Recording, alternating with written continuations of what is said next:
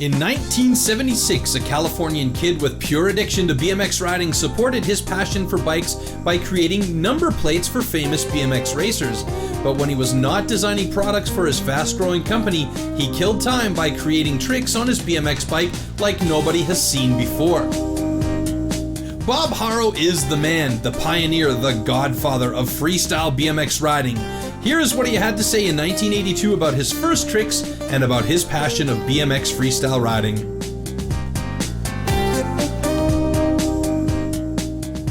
I was always working on my tricks. I'd ride 2 or 3 hours a day. I'd go down to a local donut shop by my house and just practice until the lights were turned off about midnight. Well, my first thing, I was trying to learn to ride backwards. Got into that, then I was trying to learn to do a backwards 360. It seemed like it was going to be impossible, and I remember I'd practice and maybe do 100 rides backwards in one night, and if I got 3/4 or if I made one, I was just totally jazzed, and now they're just a piece of cake.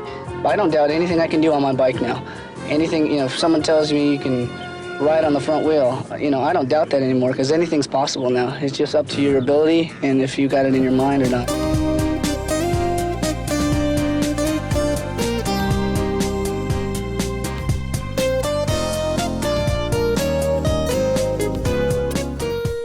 Being the first guy to kind of start and popularize freestyle BMX, for me is an honor, and I feel very lucky, very fortunate that doing something as a kid like the kids you see riding today, it was something I did just as fun, and it turned into something more special, and 30 years later, it's bigger and more popular than ever. I mean, is an amazing feeling. It's I don't know. I was lucky guy to be in that position, so I'm very thankful. In the early 80s, Bob introduced the original Haro freestyle bike, another instant Haro hit, and the company named after the man who literally developed the sport exploded.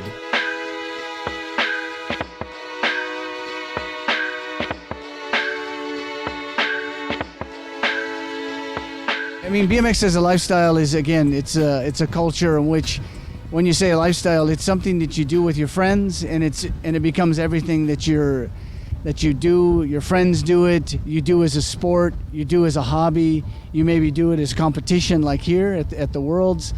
And it was the same for me as a rider, and as a kid, it just becomes everything that you are about, And so I think that's what makes you a good competitor, and maybe as the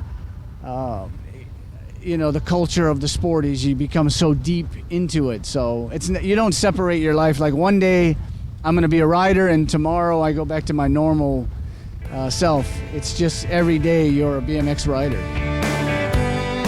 In its 15-year history, more Haro riders have won X Games medals than on any other brand, like Ryan Nyquist and Jamie Bestwick. Bob himself started riding BMX as a racer, but when the media paid attention to his trick riding, he separated himself from racing almost completely. Now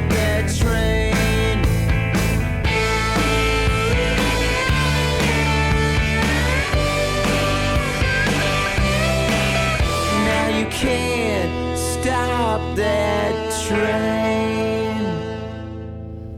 For me, the transition from a BMX racer to a freestyle rider, it wasn't like I had a big plan. It was just really, the fact was I was an okay BMX racer, but I was a much better freestyle rider. It was fun to have people check you out and enjoy what you did on a bike, so it's like showing off. So I think I was a bigger show-off than I was a competitor. One nice show from the original 80s Haro team was presented at the 25th anniversary of BMX events in the Jugendpark in Cologne at the BMX Worlds held in Germany. And freestyle father Bob was proud of his team. The riders that you're seeing today is Dave Norrie, he's on the flatland, and then we have Ron Wilkerson, who is all-around type of rider, good on the ramp, also good on the ground tricks as well. Then Mike Dominguez is, his specialty was ramps and skate parks. So, and again, you have to remember, these guys are more than 40 years old. They haven't ridden all the time, but I think they're doing a good job. And then we have Brian Blyther. Brian Blyther is also, he's a freestyle rider for ramps and for skate park is kind of the specialty that he has. So it's awesome to be here, a good reunion. We haven't been together many years.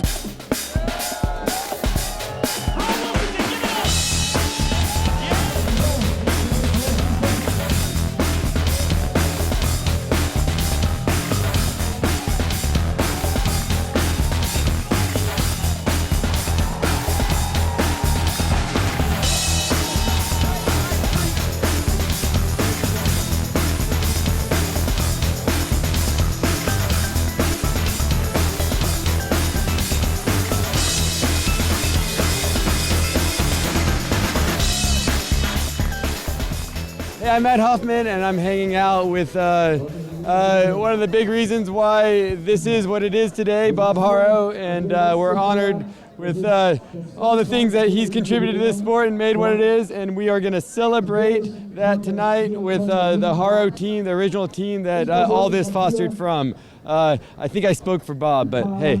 All right, thank you. I'm done. Yeah, right. Bob is not just creative in developing and riding, he is also a designer and cartoonist. In 1979, he was sending his cartoons to BMX Action magazine, and they liked his drawings so much that he got his own Haro's Corner to present his artwork. So from this moment, he was in the magazines for two reasons: doing the newest tricks and cartooning them.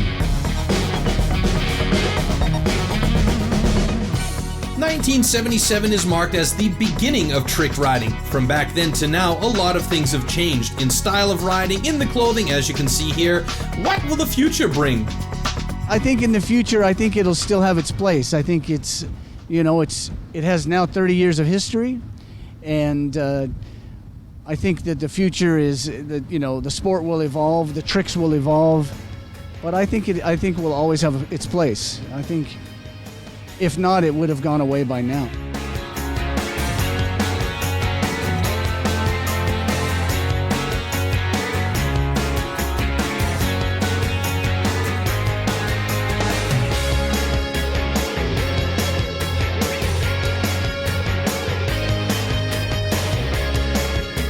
Maybe in the next 30 years, the BMX will change again, who knows? But for sure, its future is safe.